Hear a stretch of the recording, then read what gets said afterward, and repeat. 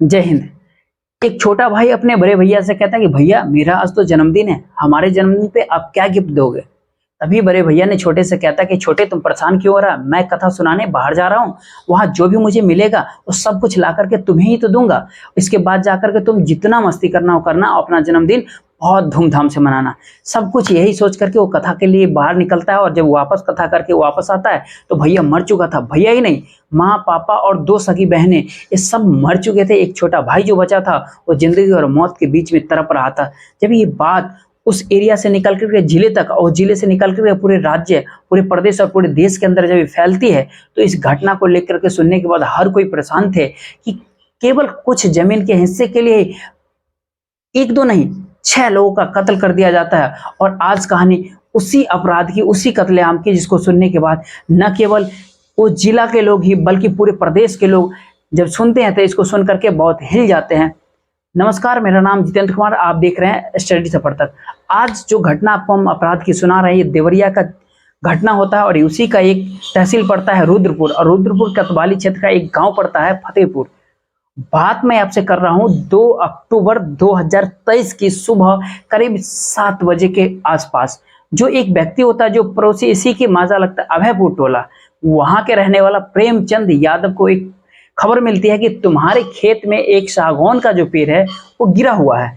जैसे ही इस तरह की बातें उसे पता चलती है, 2 अक्टूबर के सुबह में वो अपने खेत पर उस सागौन को पेड़ को देखने के लिए जाता है और अपनी बाइक को, अपने गाड़ी को एक घर के सामने लगा करके चला जाता है। जैसे वो बाइक लगा रहा था, उस घर के मालिक जो होता है वो देख रहा है और देख करके वो बाहर आता है। बाहर आकर के कहता है इस बाइक को मेरे घर के सामने तुम मत लगाओ, यहाँ से इसको लेकर के हट जाओ। जैसे इस तरह की बातें प्रेमचंद से कहा जाता है, प्रेमचंद यादव को गुस्सा आता है और कहता है कि सड़क पे लगाएं, सड़क तुम्हारे बाप की नहीं है।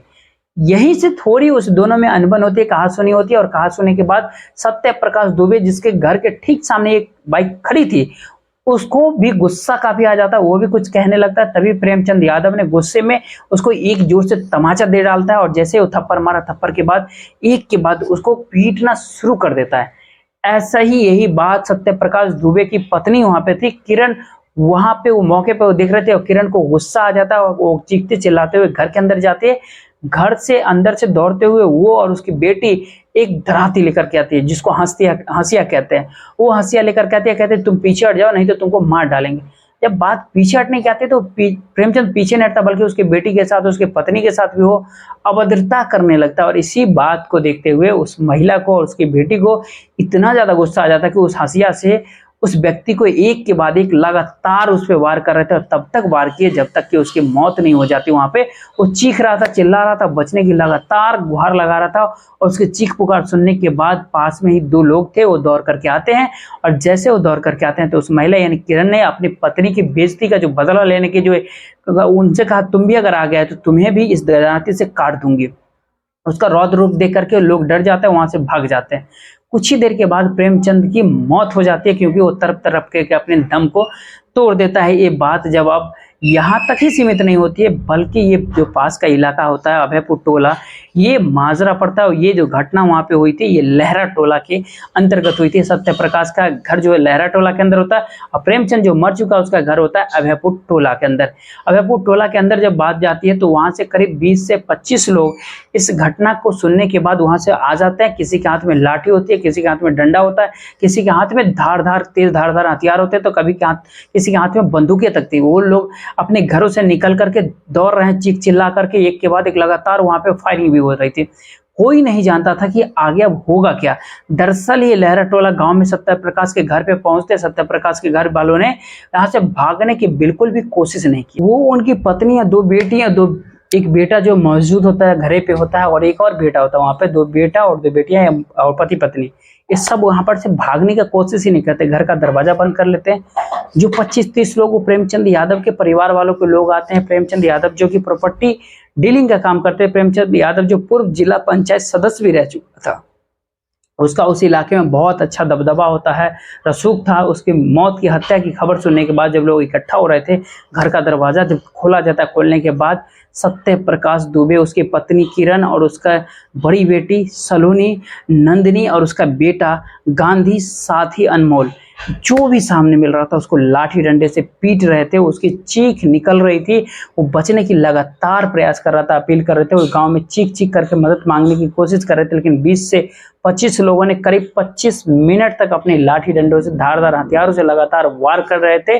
और जब वो मरणासन हालत में पहुंच जाते हैं, जब वो जमीन पे गिर जाते हैं, खून से लथपथ हो जाते हैं, तभी गोलियों की चलने की आवाज आती है और लगातार गोलियां चल रही थी। गोली चलने के बाद जो है अब ये ज्यादातर लोग जो है मर चुके थे। वो लोग अपने जो प्रेमचंद यादव है उसकी लाश को लेकर के बहुत आराम से, इत्मीनान से निकल जाते हैं, चल जाते हैं। और ये इन्होंने ये प्रयास किया कि तुमने एक हमारा मारा, हमने तुम्हारा 6 मार दिए।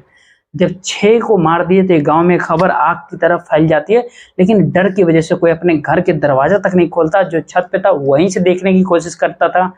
जैसे जैसे किसी को दिखता था, कहीं कोई खिड़की से झांक रहा है तो कोई गेट के बालकनी, मतलब कहीं अलग अलग जगह से झांक रहा था, लेकिन किसी को रोकना टोकना ये किसी में हिम्मत नहीं थी। क्यों मार रहे हो ये कहने की किसी की हिम्मत नहीं थी। गांव में पूरे सन्नाटा हो जाता है। तभी पुलिस कंट्रोल को फोन जाता है कि रुद्रपुर तहसील क्षेत्र का एक गांव पड़ता है लहरा टोला, यहाँ पर 5 लोगों की हत्याएं कर दी गई है। यहाँ पर एक जिला पंचायत सदस्य उसकी भी हत्या हो गई है। यानी अभी तक 6 लोग मारे जा चुके हैं। जिससे सूचना मिलती है एसएसपी डीएस, मतलब तमाम अधिकारी होते हैं, आईजी डीआईजी एसएसपी डीएम सब के सब आ जाते हैं। कुछ ही देर में सूचना योगी आदित्यनाथ तक, मुख्यमंत्री के जो सीएम है वहां तक पहुंच जाती है। और वो अपनी आला अधिकारियों को कहते हैं कि उसका दौरा कीजिए, उस घटनास्थल पे जाइए और देखिए क्या हुआ है। जो दोषी होंगे उसको किसी को बख्शा नहीं जाए। अधिकारी हेलीकॉप्टर से आते हैं, कुछ पहले से अधिकारी वहां पे रहते हैं। 2 घंटे में ये पता करने के लिए लग जाता है कि कौन मरा कौन जिंदा है। इस घर में 5 लाशें पड़ी हुई थी। एक लाश थी सत्यप्रकाश दुबे की जिसकी उम्र थी 50 साल के करीब। एक लाश थी सलोनी की जिसकी उम्र 18 साल होती है। सत्यप्रकाश दुबे की उम्र 48 साल उसकी पत्नी की होती है। छोटी बेटी नंदिनी होती है जिसका उम्र 8 साल की होती है। और बेटा गांधी जिसका उम्र 14 साल के आसपास थी। एक बेटा अनमोल जिसकी सबको नब्ज टटोले थे, अनमोल के नब्ज काम कर रही थी। वो जिंदा था और जीने के लिए कोशिशें कर रहा था, सांसें ले रहा था।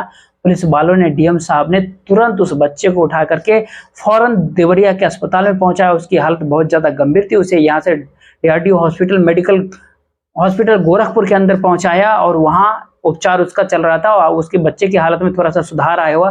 मुख्यमंत्री गांव आने की वजह से सीधा उस बच्चे के पास जाते हैं और जो बच्चा डीआरडीओ हॉस्पिटल में जिंदगी और मौत के बीच में जंग लड़ रहा था, यह जानने के लिए कि क्या मामला है। यहाँ अधिकारी अपने जांच पड़ताल कर रहे थे, सब कुछ ठीक ठाक करने की प्रयास कर रहे थे। पूरे गांव के अंदर पुलिस फोर्स तैनात कर दी जाती है। घर के एक बालक जिसका नाम देवेश होता है, जो कि बलिया में कथा सुनाने के लिए गया हुआ था, रात हो जाती है। उसको यही नहीं पता था कि उसके घर पे इतना बड़ा तांडव हो जाता है। उसके घर के एक एक सदस्य को मार दिया गया, उसको कुछ भी नहीं पता था।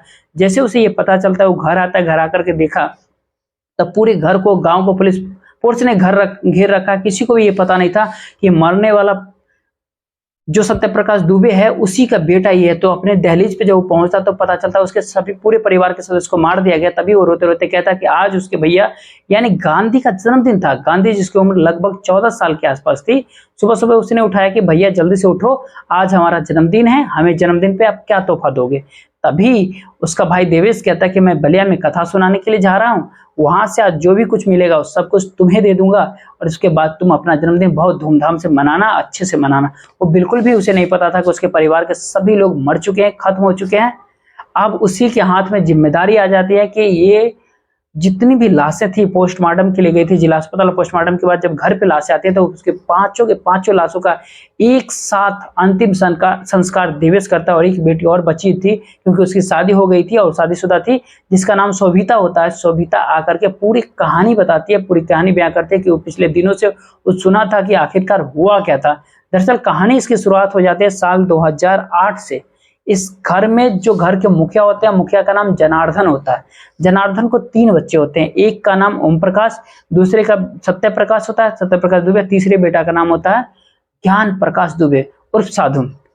लेकिन साल 2008 और 9 के बीच में ओम प्रकाश जो सबसे बड़ा बेटा होता है उसकी मौत हो जाती है, वो मर जाता है। जब वो मर जाता है तो इस घर के जो मुखिया होते हैं उसके नाम 18 बीघा जमीन होता है। और अब 18 बीघा जमीन जो है 2 हिस्सों में बढ़ती है। एक बेटा सत्य प्रकाश दुबे होता है और दूसरा बेटा ज्ञानपुरी जो प्रकाश दुबे जो ऊपर उर्फ जो साधु थे। लेकिन गांव में 2 तरह की बातें हो रही थी। 2 तरह की बात ये थी कि ये जो साधु होता है ज्ञान प्रकाश उर्फ दुबे, ये गुजरात के अंदर रह करके नौकरी करता था और दोनों भाइयों में विवाद होने लगता है। और साधु और सत्य प्रकाश दुबे में, इसलिए साधु ने अपने ही भाई को सबक सिखाने के लिए, उसे नीचा दिखाने के लिए अपनी जमीनों को, गांव का एक दबंग व्यक्ति होता है जिसका नाम प्रेमचंद यादव होता है, जो कि पूर्व जिला पंचायत सदस्य भी होता है, जो कि प्रॉपर्टी डीलिंग का काम कर रहा था, उससे ये साठ गांठ करके, क्योंकि ये कहा जाता है कि प्रेमचंद यादव ने ही इन दोनों भाइयों में फूट डाल दिया और उसके 9 बीघा जमीन को अपने नाम करा लिया था साल 2014 के अंदर। एक कहानी ये निकलती है और दूसरी कहानी ये बताई जाती है गांव वालों के द्वारा कि गांव पर साधु के नाम से जो 9 बीघा जमीन थी, वो 9 बीघा जमीन के ऊपर गांव के किसी व्यक्ति से 2.5 लाख रुपया कर्जा भी लिया हुआ था, लेकिन वो 2.5 लाख रुपया कर्जा उतार पाने में असक्षम था, उतार नहीं पाता है और इसकी जमीन को गिरवी रखी जाती है। और प्रेमचंद जो है यादव को जब ये पता चलता है बात, तो उसका 2.5 लाख रुपया का कर्जा तो सदा देता है, लेकिन धोखेधड़ी से उस जमीन पे अपना कब्जा कर लेता है, अपने नाम करा लेता है साल 2014 के अंदर। और इसी बात को देखते हुए प्रेमचंद यादव साथ ही सत्य प्रकाश दुबे के भीतर इसी बात को लेकर के लगातार विवाद होता। सत्य प्रकाश दुबे शासन प्रशासन से ये मांग करता था, ये दबंग व्यक्ति है, जमीनों पे कब्जा करता है, चाहे वो ग्राम पंचायत का हो चाहे कैसे भी हो, और ये नीचा दिखाने की प्रयास करता है, इसको जान के ऊपर भी खतरा है। सत्य प्रकाश दुबे लगातार प्रशासन से इस तरह की मांग करते थे, लेकिन प्रशासन ने इस बात पे कभी भी ध्यान ही नहीं दिया। और जो नहीं होना चाहिए था, 2 अक्टूबर 2023 की सुबह 6 बजे वो बीत जाता है जब प्रेमचंद यादव सत्य प्रकाश दुबे के घर के ठीक सामने गाड़ी खड़ी करती है और दबंगई दिखाने की प्रयास करता है। और ये सत्य प्रकाश दुबे को ये बात बिल्कुल भी पसंद नहीं आई, तो इसका जब विरोध की तो बदले में उसे एक चाटा मिलता है और उस चाटे के बदले में ही न केवल प्रेमचंद की हत्या कर दी जाती है, बल्कि उसके बदले में 5 लोगों की और हत्या हो जाती है। छठा जो बच्चा होता है वो जिंदगी और मौत के बीच में जंग लड़ रहा था। पुलिस प्रशासन इस मामले की जांच पड़ताल कर रहे हैं, कौन दोषी है इसमें, कौन दोषी नहीं है, किस कारण ये मामला हुआ, किस कारण ये मामला नहीं हुआ। पुलिस प्रशासन की अभी जांच अंतिम चरण तक पहुंचेगी, उससे पहले कई तरह के नरसंहार हुए और पुलिस प्रशासन की जब मामला कोर्ट तक पहुंचता है तो पता चलता है कि जिन्होंने कत्ल किया वो मौके पे नहीं थे। कई बार कोर्ट उन लोगों को बाइज्जत बरी भी कर देते हैं। कई इस मामले में क्या होगा, क्या या पहले नरसंहारों में जैसे हुआ था, या इस मामले में दोषियों को सजा मिल जाएगी या फिर नहीं, ये सारी कहानी तो खैर मुकदमा के उस कहानी में छिपा हुआ है जो अदालत किस तरह की डिसीजन देती है। लेकिन ये घटना पूरे झकझोर करके पूरे देश के लोगों को रखते हैं। जो लोग सुने दोस्तों, पूरे घटनाक्रम को सुने ना, उद्देश्य आपको दिल दुखाना नहीं था, आपको परेशान करना था, बल्कि आपको बताना था, जताना था, आपको सचेत करना था। और जाते जाते आपको बता देते हैं कि आप इस पे क्या सोचते हैं, ये जरूर कमेंट करके बताइएगा। जय हिंद, जय